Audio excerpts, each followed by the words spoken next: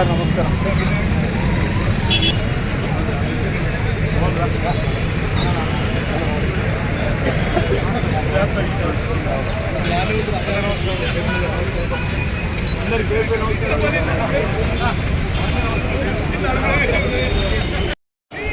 down down down down down down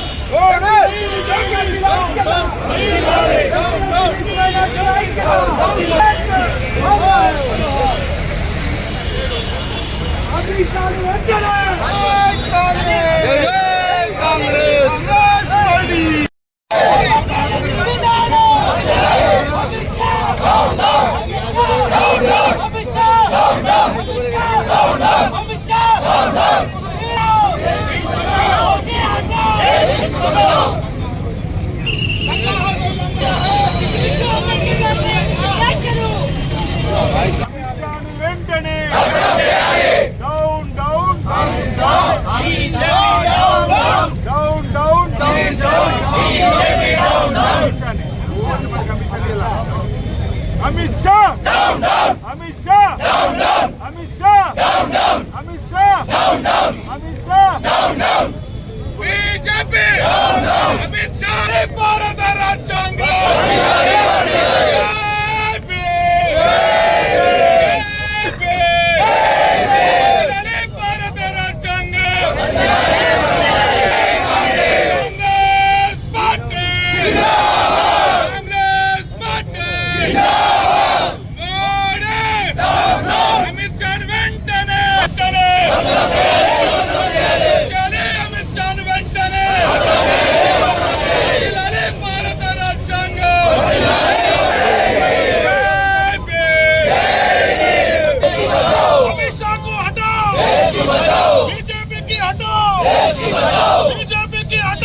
Sonia Gandhi गारी नायकत्व राहुल गांधी गारी नायकत्व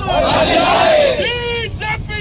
down down Amit Shah down down Amit Shah down down BJP down down BJP down down BJP down down Congress party जिंदाबाद सोनिया गांधी गारी नायकत्व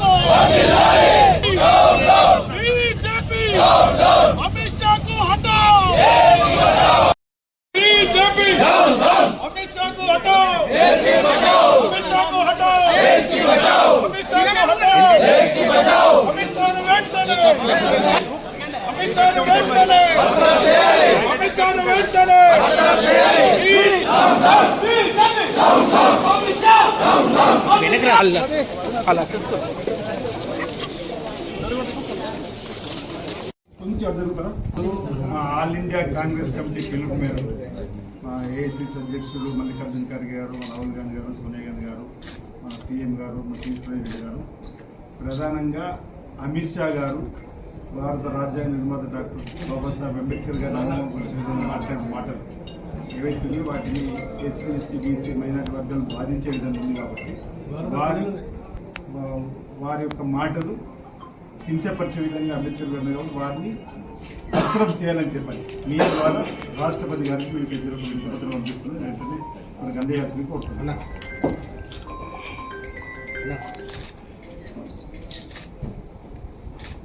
జిల్లా కాంగ్రెస్ పక్షాన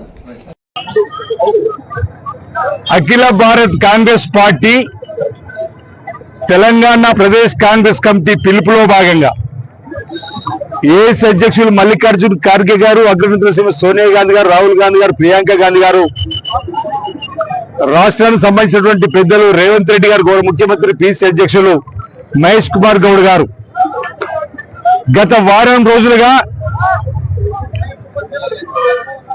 భారతీయ జనతా పార్టీలో రెండో స్థానంలో ఉన్నటువంటి ఈ దేశానికి హోంశాఖ మార్చిలో ఉన్నటువంటి అమిత్ షా గారు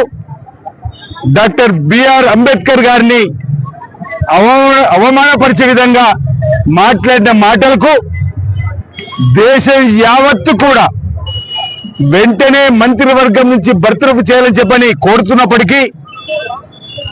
ఎస్సీ ఎస్టీ బీసీ మైనార్టీ వర్గాలన్నీ కూడా ఏకతాటిపైకి వచ్చి ఇంత అహంకారపూరిత మాట్లాడినటువంటి అమిత్ షాకు తగిన బుద్ధి చెప్పాల్సిందే, మంత్రివర్గం నుంచి తొలగించాలని చెప్పని దేశవ్యాప్తంగా ఆయా నగరాల్లో, పట్టణాల్లో, మండల కేంద్రాల్లో అంబేద్కర్ గారు ఫోటోతో సహా నిరసన చేసుకున్నప్పటికీ మోడీ గారు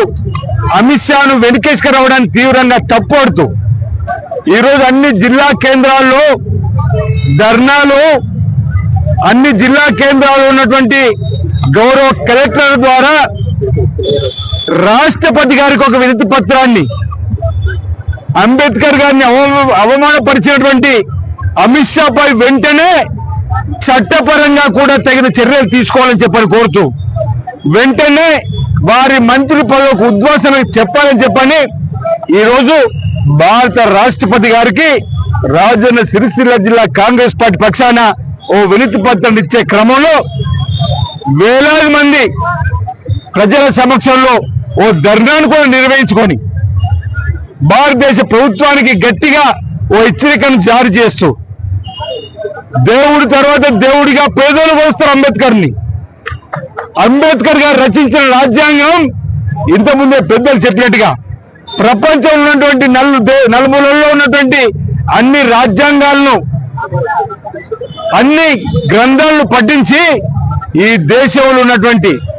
వివిధ రకాల కులాల సమూహం కానీ, వివిధ రకాల ఉన్నటువంటి మతాల సమూహంలో కూడా అందరూ కూడా ఏ విధంగా మసలుకో చెప్పని ఒక గొప్ప రాజ్యాంగం రచించి భారతదేశానికి అంకితం ఇచ్చినటువంటి బాబాసాహెబ్ అంబేద్కర్ భారత రత్న రాజ్యాంగ నిర్మాతను కొలబడిచే అంబేద్కర్ గారి పైన అహంకార పూరితమైనటువంటి మాటలని చెప్పిన సందర్భంగా రాజధాని సిరిసిల్ల కాంగ్రెస్ పార్టీ పక్షాన అనేక మంది పేదలు మాకు దేవుడు అంబేద్కర్ అని చెప్పండి, వారు రచించినటువంటి రాజ్యాంగ ప్రకారం అనేక హక్కులు ఈరోజు పేదలకు అందినటువంటి దాన్ని గుర్తు చేసుకొని ముందుకు పోతుంటే